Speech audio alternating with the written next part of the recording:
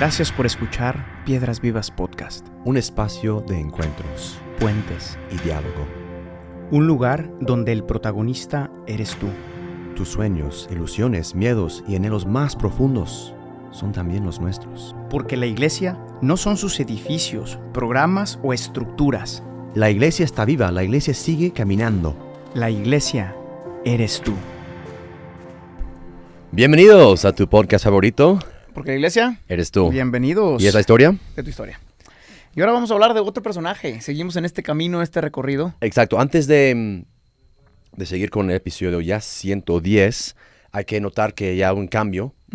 Ya acabamos con el momento, o sea, la muerte de Esteban. Ya hay una transición tanto en la estructura del podcast, también en el momento de la iglesia. Ya vemos llegar como momentos de persecuciones, tanto de parte de Saulo, los fariseos y todo esto. Y eso hace crecer la iglesia de manera distinta afuera de Jerusalén. Entonces ya entramos en lo que se llama, ahorita San Pablo o Saulo está como ahí con las cortinas como Queriendo entrar. listo para salir, ¿no? Ajá. Entonces vamos ahorita en la como parte llegando a la entrada de Saulo en esta gran historia. Sí, estas persecuciones van a hacer que esa predicación inicial en Jerusalén pues se tenga que esparcir, ¿no? Tenga que ir a otros lados. Las persecuciones también en cierta medida hicieron posible el desarrollo del cristianismo por otros lugares, ¿no? Aquí vamos a empezar a ver ya gente, lo vimos desde el episodio pasado con esta ordenación de los diáconos que los mandan fuera y como todo este inicio ministerial en la iglesia tenía esa dinámica de salir, Exacto. predicar y anunciar, ¿no? Y cómo las persecuciones a partir de ahora pues meten un nuevo dinamismo en la iglesia, ¿no? Sí, y vamos a ver, tú lo dices muy bien, muchas veces en la iglesia creo que citamos mal a creo que Tertuliano, que dice la sangre de los mártires es Semilla de los nuevos cristianos, ¿no? Y ciertamente vemos el lenguaje inclusive literario de San Lucas diciendo que pues sepultaron ahí a San Esteban con tristeza y todo eso. No hay que glorificar más allá o ponerlo en su lugar correcto el martirio, ¿no? Que vamos a ver muchos que dan su vida y luego la iglesia distingue entre martirio blanco y martirio rojo y todo eso. Yo creo que a mí personalmente, de nuevo, y chance los hechos nos da pie para hablar de esto, que el cristianismo es celebración de la vida. Siempre. ¿No?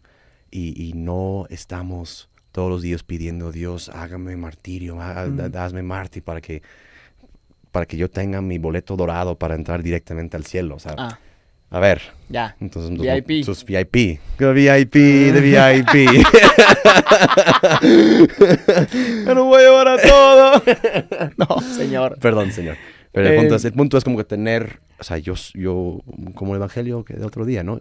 No somos más que siervos. O sea, no ser cristiano por la recompensa que vas a recibir. No, igual que Jesús, los mártires dicen que dieron la vida, sí, pero no dieron la vida solo en el momento de la muerte.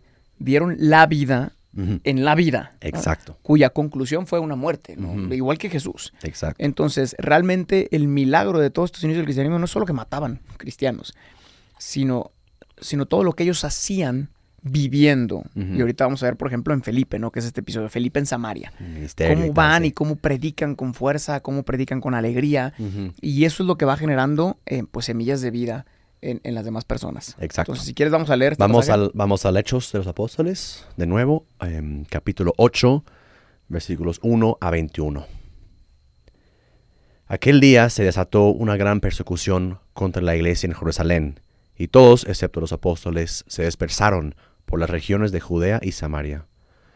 Unos hombres piadosos sepultaron a Esteban e hicieron un gran duelo por él. Saulo, por su parte, causaba estragos en la iglesia. Entraba de casa en casa, arrastraba a hombres y mujeres y los encarcelaba.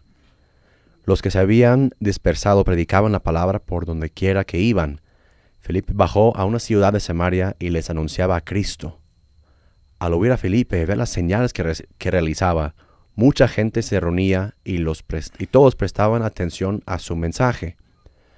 De muchos endemoniados, los espíritus malignos salían dando gritos, y un gran número de paralíticos y cojos quedaban sanos, y aquella ciudad se llenó de alegría. Ya desde antes había en esa ciudad un hombre llamado Simón, que jactándose de ser un gran personaje, practicaba la hechicería y asombraba a la gente de Samaria. Todos, desde el más pequeño hasta el más grande, le prestaban atención y exclamaban: «Este hombre es al que llaman el gran poder de Dios». Lo seguían porque por mucho tiempo los habían tenido deslumbrados con sus artes mágicas. Pero cuando creyeron a Felipe, que anunciaban las buenas noticias del reino de Dios y el nombre de Jesucristo, tanto hombres como mujeres se bautizaron. Simón mismo creyó, y después de bautizarse seguía a Felipe por todas partes, asombrado de los grandes milagros y señales que veía. Al ver Simón que mediante la imposición de las manos de los apóstoles se daba el Espíritu Santo, les ofreció dinero y pidió: «Denme también a mí ese poder, para que todos a quienes yo les imponga las manos reciban el Espíritu Santo». Que tu dinero perezca contigo, contestó Pedro, porque intentaste comprar el don de Dios con dinero. Damn, y esta es la palabra del Señor. Luego se arrepiente Simón, pobre. Sí, se arrepiente. Pues no entendía mucho. Sí, no entendía. Pero es como muchos hoy. Creo que sí. Ahorita también vamos a en la iglesia, eso, pero sí, bueno, sí, vamos ahorita vamos a hablar de eso también. Sí. Luego se arrepienta, ¿no? O sea, lee todo el pasaje de capítulo 8. Está bonito, de hecho. Vamos a hablar de esta primera idea, semillas en Samaria. Semillas en Samaria, sí. Jesús tenía una parábola que fue básica, ¿no? La parábola del sembrador, que sale a sembrar, ¿no? Y habla de muchos tipos de terreno, que creo que tradicionalmente se ha entendido mal porque parece ser que los tipos de terreno son los tipos de personas. Y sin embargo, los tipos de terreno, todos están dentro de cada persona, ¿no? Todos tenemos a veces en nuestro corazón terreno pedregoso, terreno de cizaña. Cizaña. Todos somos todos los terrenos en diferentes momentos de nuestra vida. Pero lo importante no es tanto el terreno, sino el sembrador que sale a sembrar, ¿no? Y Samaria, sabemos muy bien que era un lugar donde Jesús ya había hecho grandes cambios. Y no personalmente él, sino que lo hizo la mujer samaritana. Recordemos esa historia. Gran conversación. Jesús se encuentra con esta mujer, de las conversaciones más hermosas del Evangelio de San Juan. Se encuentra con esta mujer se transforma por la mirada, primero de misericordia de Jesús, después porque le dice: yo conozco tu corazón, conozco tus intenciones, has tenido 5 maridos, y después le dice: llegará un momento donde no se adorará en templos ni en lugares, sino en espíritu y verdad, ¿no? Y sabemos, porque dice el Evangelio, que esta mujer regresó y empezó a predicar por todo Samaria, ¿no? Entonces, cuando Felipe llega a Samaria, como nos narra ahorita Hechos de los Apóstoles, no llega de cero. Es un lugar donde ya se ha sembrado la semilla, ¿no? Y también dirá Jesús, ¿no? Unos siembran, otros cosechan. Qué importante es construir sobre el trabajo de nuestros hermanos y nuestras hermanas que ya han predicado en muchos lugares, ¿no? Ese fenómeno tan bonito de ir construyendo ese mensaje del Evangelio sobre la historia de otras personas que ya han predicado, que ya han hablado de ese Jesús, ¿no? Vemos también en Samaria y también la llegada de Felipe. Felipe, para que todos ubiquemos quién es uno de los 7 diáconos.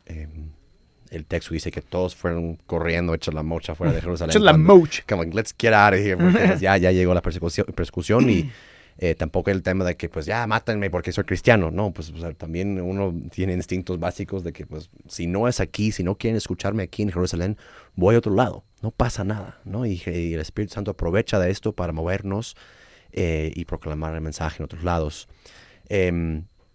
Lo que tenemos también en Samaria es el contexto en el cual llega. Muchas veces en la iglesia queremos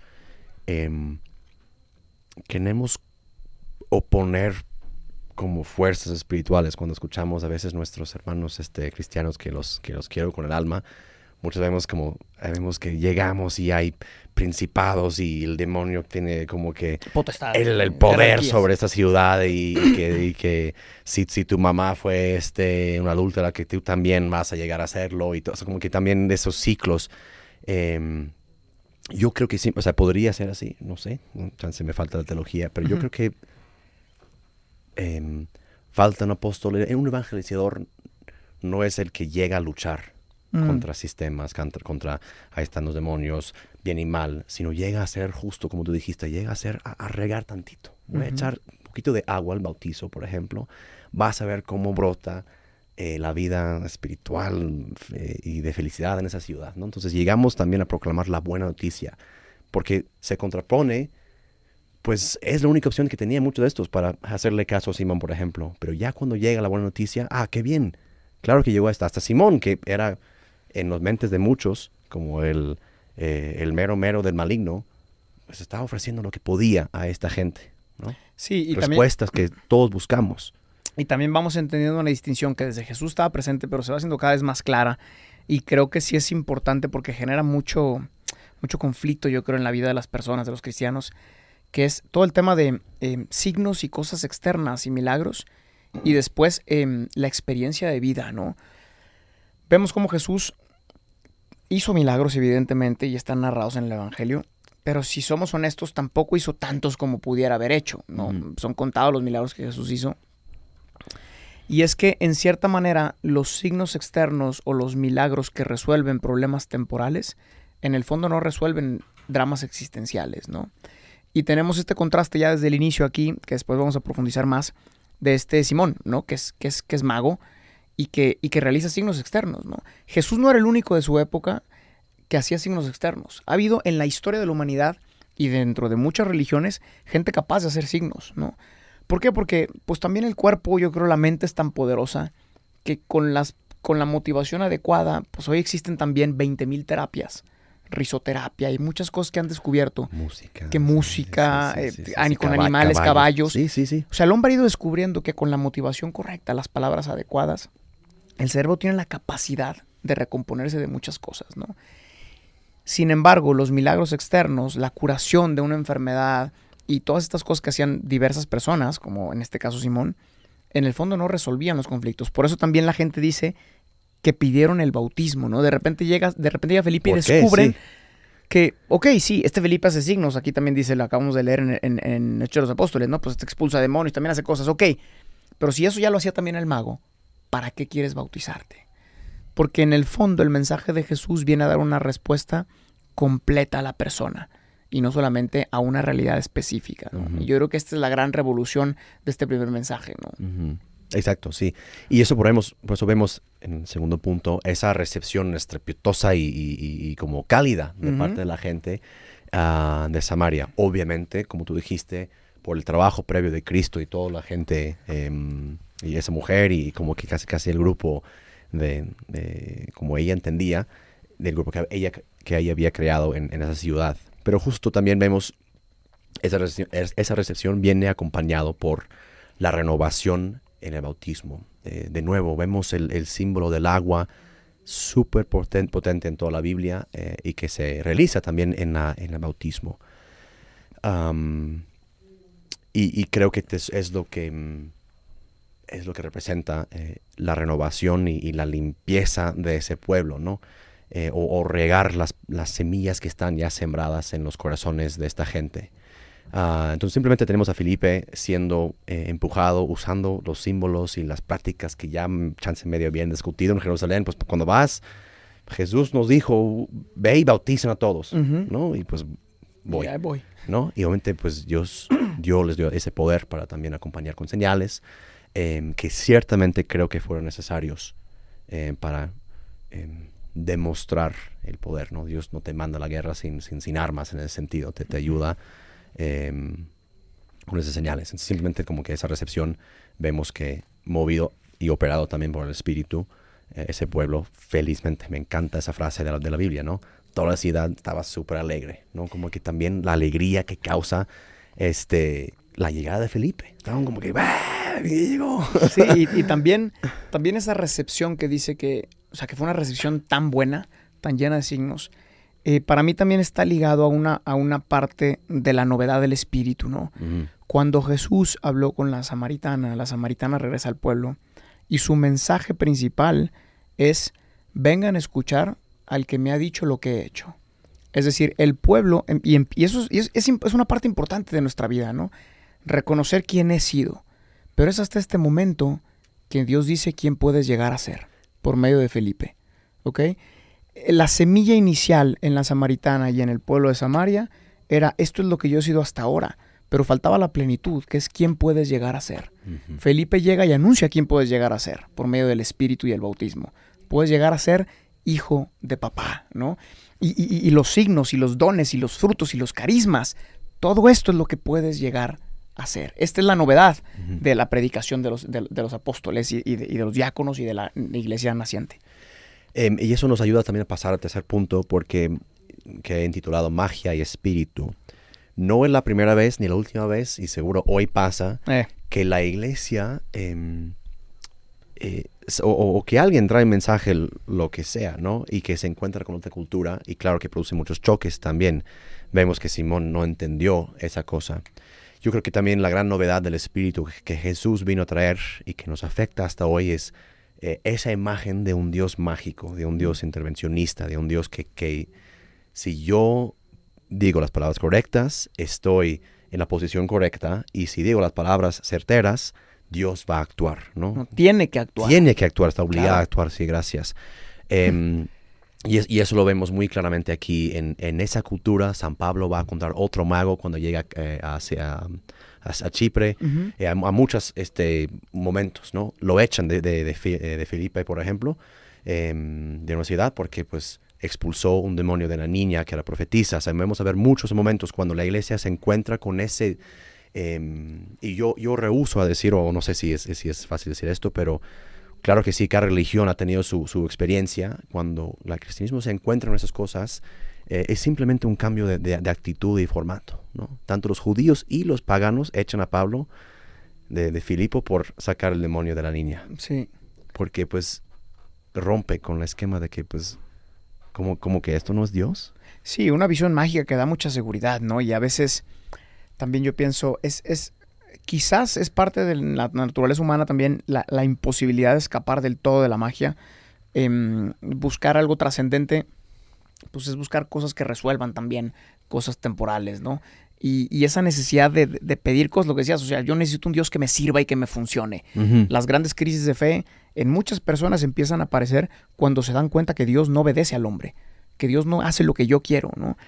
Y aquí tenemos, de hecho hay un pecado en la iglesia, que el pobre Simón cargó con el nombre, lo bautizaron por él, ¿no? El pecado de simonía, que es justamente querer comprar las gracias. Exacto. Querer pagar de algún modo, con dinero, con tu tiempo, con tu predica, querer pagar el favor de Dios, ¿no? Y en todo esto, quien queda más mal parado de todo es Dios. Sí. Porque Dios es alguien que está esperando a ver quién tiene suficiente o quién reza de manera adecuada para cumplir o no cumplir caprichos, ¿no? Y esto ha hecho mucho daño, ¿no? Mucho daño en la iglesia, porque Dios no es el que cambia la realidad, es el que acompaña la realidad, es el que está presente contigo. Uh-huh. Y es el que ya hizo todo lo posible en la realidad por medio de nuestra libertad, ¿no? Uh-huh. Que es creativa y que hace cosas. Entonces sí, tenemos aquí tremendo Simón, ¿no? Que dice, bueno, yo ya tengo mucho poder, pero veo que estos cuando imponen manos reciben un poder que no sé cómo explicar, ¿no? Me dice, oye, pues ¿cuánto te pago? ¿Cuánto te pago para que me pongas las manos, no? Yeah. Es triste, pero a veces también, pues en la iglesia podrías decir, ¿no? ¿Cuánto pago por ciertas misas? ¿Cuánto pago o sea, cuánto me cuesta una misa más potente? Uh-huh. No, pues tanto. No, pues si son 30 misas más, ¿no? Y entramos a veces en dinámicas que, a ver, tienen su contexto, tienen su todo, pero hace mucho daño a veces entrar en dinámicas de ¿cuánto esfuerzo puedo hacer yo para que Dios me voltee a ver? Como si no te estuviera viendo ya todo el tiempo. El otro día estaba manejando, yo siempre como se me olvida llenar el tanque del coche, y como me caché rezando al Espíritu Santo para que llegara a la gasolinera. Sí. Y yo dije, ¿qué culpa tiene el Espíritu ¿qué Santo? culpa tiene el Espíritu Todo Santo? tu descuido. yo no lo llené, o sea, es mi culpa. Y ahora, pero ¿cuántas oraciones hacemos en vano al Espíritu, a Dios, cuando Dios no tiene nada que ver con esas cosas? Ponle gasolina y ya, hombre. Y ya, o sea, o estudia para tu examen o lo que sea, ¿no? Órale. En las universidades, la única vez que van a visitar la capilla es durante exámenes. ¿Sí o no? Pues mejor estudia. ¿Qué tal si estudia? Y deja a Dios dormir en paz. ¿Qué tal si dejas a Dios en paz y estudias? Y es muy interesante. Creo que Simón no hay que culparle mucho, pobre. O sea, había vivido todo su sistema, siendo mago, la gente lo quería mucho. O sea, estaba acostumbrado a un cierto modo de vida. Se bautiza, dice el texto, pero siempre podemos ahondar más en lo que quiere ser bautizado, ¿no? Mucho, o sea, y creo que más allá del texto, Simón se arrepiente y todo eso, perdón, no sabía que se hacía así, como que iba entendiendo mejor. ¿Cuántas veces tenemos que entender mejor quiénes somos como bautizados y realizar que los dones del Espíritu se los da a quien quiere, cuando quiere y para cuánto tiempo quiera el Espíritu? Totalmente. Y más allá de esto, no podemos pagar ni hacer nada para que se nos dé todo esto. Sí, y también dirán, en eso los apóstoles, San Pablo dirá después, aspiren a los dones más celestiales, o sea, pidan los dones. Ujú. Pidan los dones, aspiren a todos los dones, entre ellos el más importante, el amor, ¿no? Exacto. Pero una cosa es aspirar y pedir y otra cosa es exigir, ¿no? Dios da a cada uno según su generosidad, ¿no? Ahí está la parábola de los talentos, que siempre 2, será algo 5, imposible 1. de explicar. 2, Exacto. 5, 1, 3, 10. No importa cuántos tengas, importa qué haces con ellos, ¿no? Entonces vamos a pedirle al Señor esta gracia de pedir, ¿sí? Pedir dones para servir mejor, para ayudar a los demás, pero nunca exigir, sabiendo que Dios ya nos ha dado todo, ¿no?